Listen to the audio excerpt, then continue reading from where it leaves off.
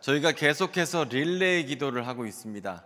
그래서 여러분들이 오셔서 함께 막 기도를 하는 것도 제가 뒤에서 보기도 하고, 또 기도 제목을 뒤에 그 작성표 쓰는 게 있거든요. 그래서 그걸로 우리가 함께 기도를 하기도 하는데, 이 하나님께서는요, 우리의 기도를 들으시고 때로는 놀라기도 하십니다. 그리고 오늘 누가복음 7장을 보면 이 백부장의 요청, 백부장의 기도 때문에 예수님은 놀라셨습니다. 그래서 우리가 주님 앞에 기도를 드리면 주님은 우리의 기도에 놀라시는데, 그 놀라는 것이 때로는 좋은 놀람도 있고 나쁜 놀람도 있거든요. 그래서 우리가 놀랬다라는 표현이 좋게도 쓰이고 나쁘게도 쓰여요. 영어도 마찬가지입니다. 영어에서도 놀랬다, 충격받았다는 말이 surprise라는 말하고 shock이라는 말이 있는데, earning shock 그러면 좋은 거예요, 나쁜 거예요? earning shock 그러면 놀랬는데 나쁜 겁니다. 실적이 너무 안 좋은 거예요. earning surprise 그러면 좋은 겁니다. 여러분이 저울에 올라가셨어요. 그런데 5kg가 쪘어요. 그럼 뭐예요? 쇼크죠. 근데 5kg가 빠졌어요. 그럼 어때요? 서프라이즈죠. 감사합니다. 그래서 우리가 똑같이 놀래더라도 좋은 쇼크가 있고 좋은 서프라이즈가 있고 나쁜 쇼크가 있는데, 오늘 성경에서는 예수께서 백부장의 기도를 들으시고 기쁘게 놀라신 겁니다. 우리도 주님 앞에 기도할 때 이렇게 주님을 기쁘시게 하는 기도를 할 필요가 있습니다. 누가복음 7장을 보면 주인공이 등장하는데 그 사람은 바로 백부장입니다. 로마 군대에서 가장 중요한 사람이 누구냐면 이 백부장이거든요. 백부장은 말 그대로 100명의 군인, 120명까지의 군인을 통솔하고 있는 하급 장교입니다. 이 백부장은 어떻게 생겼냐면요, 이 군인들, 로마 군인들 영화 나오는 거 보면 이렇게 우리가 닭깃을 이렇게 달고 다니잖아요. 닭깃을 그런 거 보셨을 겁니다. 그런데 이게 원래 앞으로 향해 있어요. 그런데 백부장의 깃털은 어떻게 되냐면 좌우로 돼 있습니다. 왜 그렇게 되어 있냐면 백부장은 절대 앞을 보지 않아요. 군대에서 싸움을 할 때 옆을 보고 싸웁니다. 적군하고 싸우는 것이 아니라 자기가 통솔하고 있는 군인들이 똑바로 명령을 순종하고 있는지를 보고, 이 사람들이 얼마나 터프하고 얼마나 이 굉장한 그런 완력과 그 잔혹함이 있었냐면, 백부장이 앞에 있는 적군보다 더 무서웠다고 합니다. 군인들 입장에서는 적하고 싸우는 건 아무것도 아니에요. 일상생활에서 백부장이 괴롭히고 할 걸 생각하면 백부장 무서워서 싸움을 더 잘하게 되었다고 합니다. 그래서 로마 군인이 왜 강했냐라고 얘기하면 이 백부장이 워낙 그 터프하기 때문에 싸움을 잘했다라고 이야기를 해요. 그런데 오늘 이 백부장이 등장하는데, 이 백부장이 예수님께 와서 요청을 하게 됩니다. 예수님, 우리 집에 내가 사랑하는 노예가 있습니다. 그런데 이 노예가 지금 굉장한 병 가운데 있으니 와서 고쳐주십시오라고 부탁을 합니다. 누구에게 부탁을 하냐면 유대인의 장로들에게 로비스트를 시킨 거예요. 그런데 유대인들의 장로들과 로마 백부장은 사이가 좋을 수가 없어요. 왜냐하면 로마 백부장은 점령군으로 그 지역에 들어갔기 때문에, 한마디로 친일파라고 하기 못하고 로마 점령군이에요. 우리로 따지면 일본군 대장 같은 사람이에요. 그런데 그 사람이 그 유대 장로들하고 사이가 좋을 수가 없거든요. 근데 유대 장로들이 와서 하는 말이, 예수님, 다른 사람은 몰라도 이 사람 소원은 꼭 들어줘야 됩니다. 이 사람 기도 부탁은 꼭 들어줘야 됩니다. 왜냐하면 이 사람이 우리 백성을 사랑하고 또 우리를 위해서 회당을 지어줬습니다. 이렇게 설명하면서 예수님을 모시고 가는 겁니다. 자, 한국에서 군대에 가면 제일 많이 하는 일이 뭡니까? 사격훈련을 제일 많이 하던가요? 군대 갔다 오신 분 없어요? 사격훈련을 제일 많이 해요? 행군을 제일 많이 하나요? 뭘 제일 많이 하죠? 군대 가면 뭐 제일 많이 하셨어요? 군대에서 작업하잖아. 그래서 총 대신에 삽자루 짚잖아요. 그리고 정할 일이 없으면 풀 뽑으라고 그러고 풀 뜯기 시키고, 그 다음에 뭐 구덩이 파라고 그러고 말뚝 박으라고 그러고, 그런 삽으로 할 수 있는 일을 하지 않습니까?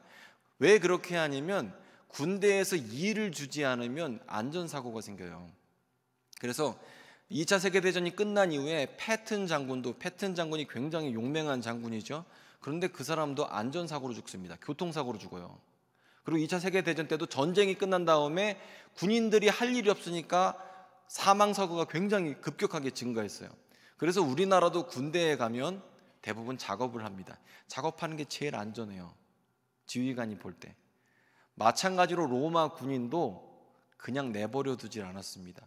그래서 지금 남아있는 로마 유적들이 다 로마 군인들이 세운 거래요. 로마 신전들, 콜로세움, 그 다음에 로마 도로, 로마 수로, 지금 볼 때도 어마어마한 그 대단한 건축 업적들이 다 누가 만든 거냐면 로마 기술자가 만든 게 아니에요. 로마 군인들이 만들었습니다. 그런데 지금 이 백부장은 자기에게 가용된 인력인 그 100명의 사람들을 통해서 유대 지역의 로마식으로 멋들어지게, 우리로 따지면 예배당을 건축해 준 거예요. 되게 특이한 겁니다. 이렇게 하질 않아요. 그리고 이 로마 사람들이 굉장한 건축 기술이 있다 보니까 지으면 멋지게 졌겠죠. 그리고 건축을 하다 보면 재원이 많이 필요하잖아요. 누가 흙 파서 건물 짓지 않지 않습니까? 다양한 게 들어가잖아요. 석수가 와야 되고 돌도 쌓아야 되고 여러 가지 재료가 필요하잖아요. 옛날에도 마찬가지입니다. 건축할 때 재원이 많이 필요한데 이 로마 백부장이 그걸 다 감당한 거예요. 굉장한 사람이죠. 그래서 이 로마 백부장이 이 회당도 건축해주고 유대민족을 사랑했기 때문에 장로들은 와서 예수님에게 와서, 예수님, 다른 사람은 몰라도 이 백부장 소원은 꼭 들어주셔야 돼요. 그리고 예수님을 모시고 장로들이 백부장 집으로 가고 있었습니다. 그런데 거의 다 왔는데 백부장 집에서 사람 하나가 또 온 거예요. 친구들을 보내서 이렇게 얘기합니다. 예수님, 우리 집에 오지 마십시오. 왜냐하면 내가 감당할 수가 없습니다. 예수님, 여기서 말씀만 하세요. 이렇게 얘기한 거예요. 근데 이게 정말 특이한 겁니다. 여러분이 혹시 병원에 입원하시거나 여러분 가족이나 가까운 사람이 병원에 입원하시면 아주 능력 있는 목사님이 여러분들 막 같이 가서 손도 잡아주고 안수도 해주고 벌떡벌떡 기적을 일으켰으면 좋겠습니까? 아니면 기도만 했으면 좋겠습니까? 대부분 병문안 와서 만져주고 직접 보고 고쳐주는 걸 원합니다. 다 그래요. 100%. 그런데 지금 이 백부장이 하는 말은 예수님 오실 필요 없어요. 그냥 말씀만 하시면 돼요. 이렇게 얘기를 하는 거예요. 왜 그러냐면 이 백부장은 뭘 이해하고 있었냐면 권위를 이해하고 있었어요. 제가 군대에 있을 때 이 첫 번째 중대장님은 좀 등치가 우락부락한 사람이었는데 두 번째 중대장님은 이 되게 왜소한 사람이었습니다. 마른 사람이었어요. 제가 등치가 더 컸어요. 그런데 중대장님이 저한테 무슨 명령을 하면 전 그것에 대해서 복종을 해야 됩니다. 그 사람의 키와 그 사람의 체력과 힘과 관계없이 그 사람은 권력을 가진 사람이고 권위를 가진 사람이기 때문에 말하면 지켜야 돼요. 덤프트럭이 아무리 힘이 세도 교통경찰이 스탑하라면 쓰지 않습니까? 왜냐하면 교통경찰은 권위가 있어서 그래요. 말하면 정부의 권리를 그 사람은 갖고 있었기 때문에 좋든 싫든 트럭이 쓰지 않으면 출동을 합니다. 순찰차가. 마찬가지로 백부장이 이해한 예수님은 말씀만 하시면 병이 다 나가고 말씀만 하시면 다 이루어지는 분으로 백부장은 믿었던 거예요. 그러니까 예수님, 딴 거 필요 없어요. 말씀만 해주십시오. 나는 예수님을 감당하지 못합니다. 나는 죄인입니다. 나는 사람을 죽였습니다. 나는 주님 앞에 도저히 설 수 없는 사람입니다. 이렇게 고백하고 예수님을 자기 집에 못 오게 한 거예요. 그러자 예수님이 이 얘기를 듣자 깜짝 놀라시면서 내가 이스라엘 중에서도 이만한 믿음을 발견하지 못했다 말씀하시고, 그 친구들이 집에 가보자 그 병들었던 종이 나아 있었다라고 오늘 성경 말씀은 말씀하고 있습니다. 자, 이 백부장은요, 예수님이 누구신지 알고 있었어요. 그래서 예수님께 그렇게 부탁을 한 거죠. 말씀만 해주시면 됩니다. 예수님은 말씀만으로도 충분합니다라는 그런 신앙 고백이 있었습니다. 자, 그럼 여기까지가 하나님 말씀인데요. 자, 여러분 생각에 하나님은 여러분을 사랑하시죠? 뭐 이래? 하나님은 여러분을 사랑하시죠? 아멘. 하나님 여러분을 사랑하세요. 하나님은 여러분을 사랑하시고 저도 사랑하시고 여러분 사랑하십니다. 그런데 여러분 생각하실 때 하나님이 어떤 사람은 더 특별하게 사랑하는 것 같지 않으세요? 어떤 사람의 기도는 더 잘 응답해 주시고 어떤 사람은 특별하게 하나님이 총애하고 예뻐해 주는 것 같지 않으세요? 저는 그렇게 생각하거든요. 하나님이 어떤 사람의 기도는 더 잘 응답하시고 하나님이 어떤 사람은 더 예뻐해 주시는 것 같아요. 그리고 그렇게도 보여요. 주위에 보면 성경을 보게 되면 하나님은 많고 많은 사람 중에서 아브라함을 친구라고 불러주셨어요. 하나님이 아브라함을 특별히 더 사랑한 거죠. 맞죠? 그리고 성경을 보면 다윗에 대해서 하나님이 특별히 예뻐하는 사람, 사랑하는 사람으로 표현하고 있습니다. 하나님께서는 모세에게 친구다 그러면서 하나님의 뒷모습을 보여주셨어요. 그리고 하나님은요, 갈렙이나 여호수아, 다니엘과 다니엘의 세 친구, 이 특별한 사람들 하나님이 더 총애하고 사랑하셨습니다. 그러면 하나님께서 특별히 누군가를 더 사랑하신다고 하면 왜 그 사람을 사랑할까 궁금하지 않으십니까? 왜 하나님이 어떤 사람은 더 사랑할까? 이 사람들의 공통점이 있습니다. 그리고 그 공통점 가운데 이 백부장도 포함되어 있습니다. 지금 제가 언급드린 아브라함이니 모세니 여호수아니 갈렙이니 다니엘과 세 친구와 엘리야와 룻과 이 여러 가지 이런 사람들은요, 우리와 똑같이 세상을 봐요. 삶에 문제가 없는 사람 없죠. 엘리야는 문제가 없었습니까? 모세는 문제가 없었습니까? 다윗은 문제가 없었습니까? 다윗은 억울한 일이 없었습니까? 문제가 너무너무 많았어요. 문제가 없었던 사람이 아니에요. 도리어 문제가 더 컸었던 사람입니다. 감당할 수 없는 위기가 많았던 사람들이에요. 그런데 이 사람은 세상을 문제를 보지만, 장애물을 보지만, 삶의 여러 가지 괴로움을 보지만 그 문제를 하나님의 능력이라는 안경으로 본 거예요. 자기의 눈으로 본 것이 아니라 하나님의 능력이라는 안경으로 세상을 봤고, 그러니까 삶의 문제가 자연스럽게 해결이 된 거예요. 이 능력이라는 안경으로 아브라함은 100세 아들을 얻었고요, 이 능력이라는 안경으로 홍해 가운데 모세는 바다를 갈랐습니다. 이 능력의 한계를 하나님의 능력이라는 안경으로 보자 다윗은 신체적 격차에도 불구하고 골리앗과 싸울 수가 있었어요. 여호수아는 요단강을 만나지만 능력의 안경을 쓰고 그 요단을 건너게 되죠. 즉 하나님이 특별하게 사랑하는 사람들은 자기의 육체적 한계에 갇히는 사람이 아니라, 자기의 모자란 능력에 갇히는 사람이 아니라 하나님의 능력을 의지한 사람이었다라는 거죠. 우리가 모두 다 잘하는 실수들이 있는데 그 실수 중에 하나가 뭐냐면 하나님의 능력을 내 경험에 가두어요. 하나님의 능력을 내 상처 안에 가둡니다. 하나님을 내 한계 안에 제한합니다. 그리고 나의 약한 믿음으로 제한하고, 나의 병든 믿음으로 제한하고, 상처받은 마음으로 하나님의 능력을 제한하고, 그리고 하나님은 안 하실 것, 하나님이 일 안 하실 걸 먼저 계산을 해요.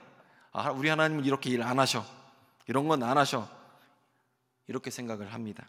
그리고 사실 성경을 보면 이런 실수를 이스라엘도 똑같이 반복을 해요. 그래서 시편 78편 41절을 보면 그들이 돌이켜 하나님을 거듭거듭 시험했다 그래요.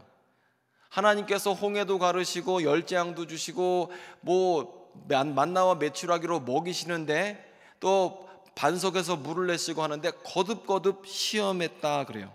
하나님은 안 돌보시는 분이다 이러면서 모세를 괴롭게 합니다. 하나님의 능력을 체험했지만 금방 잊어버립니다. 기도 응답을 받았지만 금방 잊어버립니다. 그리고 또 원망과 불평을 하게 되죠. 에베소서 3장 20절 말씀인데요, 제가 좋아하는 말씀입니다. 우리 가운데 역사하는 능력대로 우리가 구하거나 생각하는 것보다 더 능히 하실 이가 우리 하나님이시다 그래요. 우리가 생각하거나 구하는 것보다 더 능히 하시는 분이, 더 많이 하시는 분이 우리 하나님이시래요. 즉 내가 할 수 있는 최대한의 상상과 구하는 것보다, 기도보다 우리 하나님은 더 크시고 내 기도와 내 상상력은 하나님을 초월할 수 없다 말씀하고 있습니다. 누가복음 1장 37절에서 보면 대저 하나님의 모든 말씀은 능하지 못하심이 없다. 창세기 18장에서는 여호와께 능치 못함이 있겠느냐. 예레미야 32장 27절에서는 나는 여호와요 모든 육체의 하나님이라 내게 할 수 없는 일이 있겠느냐. 마태복음 19장에서는 사람으로는 할 수 없으되 하나님으로는 다 하실 수 있느니라. 누가복음 18장에서 무릇 사람이 할 수 없는 것을 하나님은 하실 수 있다. 이렇게 성경은 말씀하고 있습니다. 그렇기 때문에 아브라함이든지 모세든지 다니엘이든지 사도 바울이든지 이 모든 사람은 삶에 문제가 없었던 사람은 아니에요. 문제가 많고 장애물이 많았지만 하나님의 능력이라는 렌즈로 세상을 바라본 사람입니다. 그리고 하나님께서는 이러한 렌즈를 우리도 갖기를 원하시고 이 렌즈로 세상 보기를 원하십니다. 그리고 이 관점이 바로 우리의 인생을 바꾼다는 거예요. 자, 그러면 우리가 어떻게 하면 이 렌즈를 얻을 수 있을까요? 어떻게 하면 내가 주님을 깜짝 놀라게 하는 기도를 드릴 수 있을까요? 어떻게 하면 내가 백부장처럼 기도를 딱 했을 때 예수님이 이스라엘 중에서, 아니 대한민국에선 이만한 믿음을 만나보지 못했다, 이런 주님을 놀라게 또 기쁘게 하는 기도를 드릴 수가 있을까요? 자, 보면 우리가 주님 앞에 기도를 할 때 보잖아요. 그럼 그 기도가 큰 사람이 있고 기도가 작은 사람이 있어요. 그렇죠? 어떤 사람은 기도할 때 하나님 이 시험만 합격하게 해주세요 그래요. 그러면 이 사람한테 하나님 그 기도의 크기는 시험만 붙으면 돼요. 그런데 이 기도의 크기는 정확하게 믿음의 크기와 똑같습니다. 자기의 믿음의 크기를 초월한 기도를 하는 사람은 없어요. 내 믿음이 요만큼이면 기도를 이만큼 할지 못해요. 내가 가진 믿음만큼만 기도를 해요. 그러면 믿음은 어떻게 커지냐? 그러면 이 믿음의 크기는 참 신기하게 하나님의 크기와 믿음의 크기는 똑같습니다. 내가 요만한 하나님이면 내 믿음은 요만큼이고 내가 주님 앞에 기도하는 거 딱 요만큼입니다. 더 커지지 않아요. 내 하나님이 요만하면 믿음도 요만하고 기도 제목도 요만합니다. 그래서 기도할 때 보면 하나님 우리의 성적이 오르게 해주세요 이러면 이 사람한테 하나님의 크기는 얼마나 한 거예요? 시험 올려주는 선생님만한 크기가 이 사람의 하나님의 크기죠. 하나님 이번에 집 싸게 사게 해주세요 이렇게 기도하고 있다면 이 사람에게 하나님의 크기는 부동산 중개를 아주 잘하는 사람이다. 그래서 부동산 중개업자만한 하나님의 크기가 되는 거죠. 하나님의 크기는 이렇게 내 기도 제목을 보면 내 하나님의 크기를 알 수 있어요. 내 믿음의 크기를 알 수 있어요. 그런데 하나님께서 어떻게 하면 커지시느냐, 이게 참 중요하잖아요. 어떻게 하면 내가 큰 하나님을 내 마음 가운데 모실 수 있을까?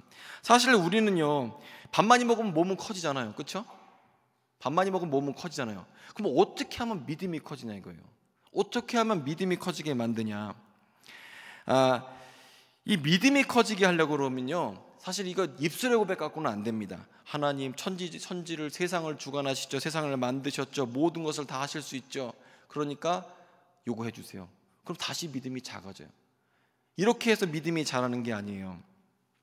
우리가 하나님의 크기가 커진다고 하지만 실제로는요, 내 생각에 하나님을 가둬요. 내 상처에 하나님을 가둬요. 우리 하나님이 이거 안 하셔. 그동안도 병을 안 고치셨기 때문에 우리 하나님은 병 안 고치셔.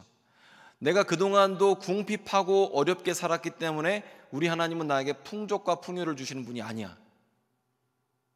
그동안도 내가 힘들었기 때문에 지지리궁상 이렇게 사는 게 당연한 거야. 하나님은 안 도와주셔. 이렇게 하나님에 대해서 내가 제안을 하고 하나님을 나의 생각의 테두리 안에 가두죠. 그리고 그것이 하나님이라고 생각하는데 이건 하나님 아닙니다. 이건 우상입니다. 여러분이 생각하는 우상이지 하나님은 아닙니다. 우리 하나님은요, 우리가 생각하는 것보다 훨씬 크신 분이에요. 저 예레미야 32장 27절을 읽었는데, 나는 여호와요 모든 육체의 하나님이라 내게 할 수 없는 일이 있겠느냐. 하나님은 성경에 보면 모든 것을 하실 수 있는 분이다. 사람으로는 할 수 없을 때 하나님은 하신다, 이렇게 고백하고 있거든요.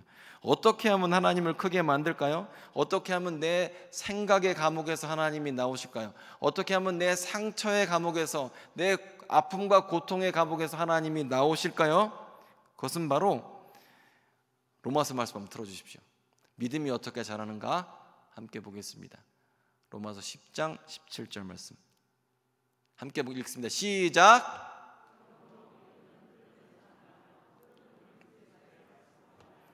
다시 한번 읽겠습니다. 그러므로 믿음은 들음에서 나며 들음은 그리스도의 말씀으로 말미암았느니라. 즉 우리의 믿음이 자라나는 것은 듣는 것. 듣는 것은 무엇이냐면 예수 그리스도의 말씀 가운데, 즉 성경 말씀이 우리의 믿음을 자라게 한다라고 성경은 말하는 거예요. 여러분이 아침에 일어나시면 제일 먼저 뭐 합니까? 스마트폰만 보잖아요. 스마트폰 아무리 봐도 여러분 믿음 안 자라납니다. 여러분이 텔레비 보시고 인터넷 보시잖아요. 네이버 아무리 들여보고 신문 아무리 들여다봐도 여러분 믿음 전혀 자라지 않습니다. 심지어 구역 안에서 여러분이 구역장이나 신앙이 좋은 사람, 저랑 교제한다고 해도 여러분 믿음 자라지 않습니다. 로마서 10장에 따르면 우리가 믿음이 자라는 방법은 한 가지인데, 그것이 뭐냐면 성경 말씀이라는 거예요. 우리는 성경 말씀을 통해서 하나님이 누구신지 알아요.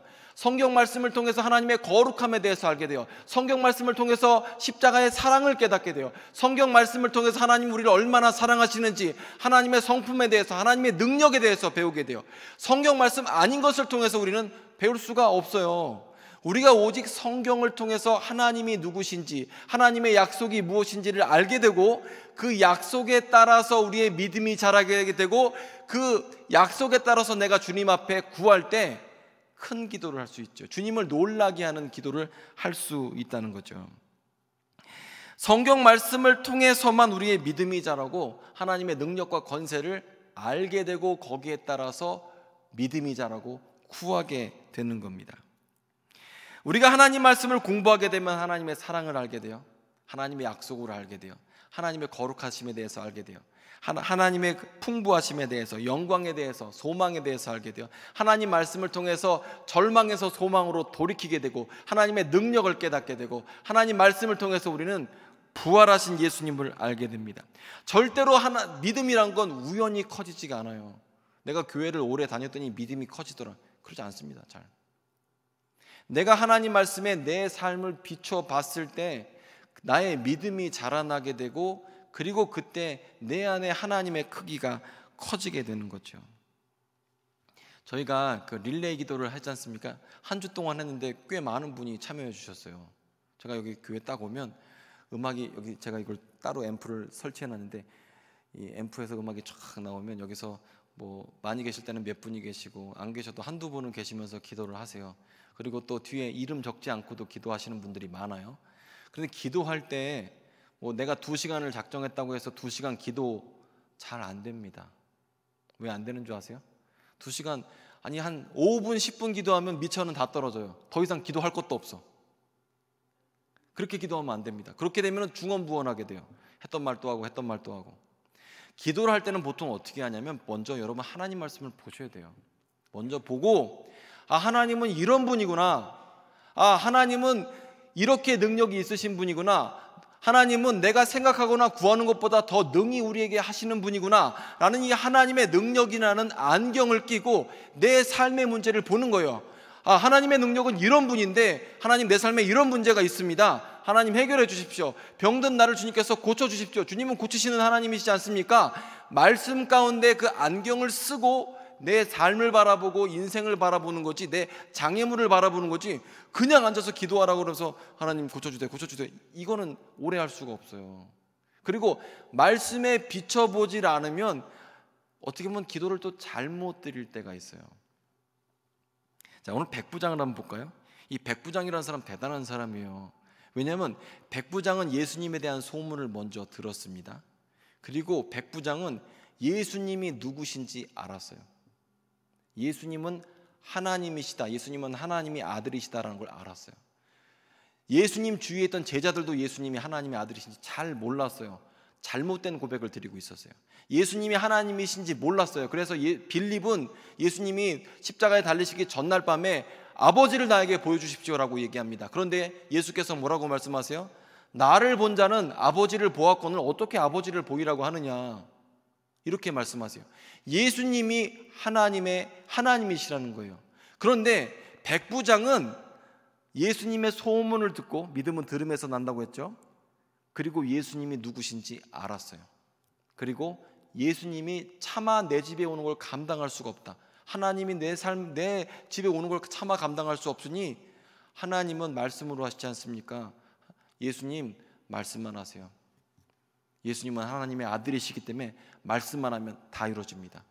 그러자 예수께서 백부장의 말이 무슨 뜻인지 이해를 하셨기 때문에 내가 이스라엘 중에서 이만한 믿음을 바라본 적이 없다라고 깜짝 놀라셨다라는 표현이에요. 여기서 이 깜짝 놀라다는 표현이 성경 전체에서 좋게 사용된 게 여기 하나밖에 없습니다.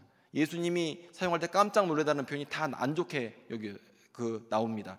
믿지 않아서 놀래고 또 인정하지 않아서 놀랬지만, 예수님이 깜짝 놀란 이유가 백부장이 예수님이 누구신지 알고 그 믿음으로 기도한 걸 보고 깜짝 놀라셨다는 거죠. 자, 우리 하늘 아버지는요, 우리 하늘 아버지시잖아요. 우리 하늘 아버지는요, 우리와 교제하기를 원하세요. 우리 하늘 아버지는요, 하나님 아버지의 성품을 우리에게 알려주고 싶으세요. 사랑에 대해서, 능력에 대해서, 거룩함에 대해서 알려주고 싶으세요. 그래서 성경을 통해서 하나님이 어떤 분이신지를 잘 설명하고 있어요. 그래서 이 성경을 통해서 우리는 하나님을 알 수 있고요, 하나님의 사랑을 알 수 있고요, 능력을 알 수 있고요, 그리고 이 성경을 통해서, 하나님 말씀을 통해서 우리는 주님과 기도라는 끈으로 교제를 하는 거예요. 하나님 말씀을 보지 않으면 우리는 하나님과의 연결고리가 사실상 끊어진다고 볼 수 있죠. 우리 하나님은요, 우리와 교제하기를 원하세요. 내가 주님을 알기를 원하시고, 주님도 우리에 대해서 그렇게 대화하기를 원하세요. 여러분이 왕년에 연애하실 때, 우리 지금 이제 배우자 이렇게 막 연애를 하고 있을 때 나에 대해서 알려주고 싶잖아요. 상대방에 대해서도 알고 싶잖아요. 그게 연애잖아요. 하나님은요, 우리에 대해서, 하나님의 성품에 대해서 알려주고 싶으세요. 성경 말씀을 통하여서. 그리고 우리에 대해서도 주님께 고백하기를 원하세요. 기도를 통해서. 그렇게 주님과의 교제될 때, 말씀 안에서 교제할 때 우리의 믿음이 자라나게 돼요.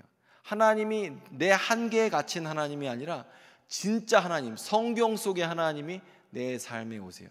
그리고 그 시야로 세상을 살아가라, 그 시야로 기도하라 라고 말씀하시는 거죠. 자, 이번 한 주간도 릴레이 기도가 계속됩니다. 그런데 여러분, 웬만하면 참석해 주시고, 제가 지난번에도 말씀드렸지만 직분이 있다고 참석하지는 마십시오. 직분이 있어서 내가 장로니까, 안수집사니까, 권사니까 릴레이 기도 한번 들어가야지, 그러면 정말 한 번밖에 안 해요. 그런데 우리 하나님과 내가 교제를 해야겠다, 내가 하나님하고 대화를 해야겠다, 하나님 말씀을 통해서 내가 내 삶을 한번 새롭게 한번 봐야겠다, 그 능력의 하나님을 내가 경험해야겠다, 이런 생각을 하면 기도하고 싶지 않습니까? 기도하고 싶지 않습니까? 기도하러 오십시오. 이거 안 쓰신 분들 작성하시고, 아니면 뒤에 나가시면서 포스트잇으로 붙여주세요. 그리고 내가 2시간은 너무 기니까 그냥 1시간만 하겠다. 그리고 여러분 출근하다 퇴근할 때 한 번씩 들려서 오세요. 제가 이게 불 다 켜놨어요. 밤 10시까지는 지금 교회당 열려 있거든요. 아무 때나 오셔서 기도하시고, 또 성경도 보시고 기도도 하세요. 이렇게 힘들 때 아니면 언제 또 주님 앞에 나아가겠습니까? 자, 하나님 말씀을 통하여서 여러분의 믿음의 크기가 커지기를 원합니다. 기도의 제목이 주님을 놀라게 하시기를 원합니다. 그리고 하나님 말씀을 통하여서 예수님을 나의 구주, 나의 하나님으로 고백하시길 바랍니다.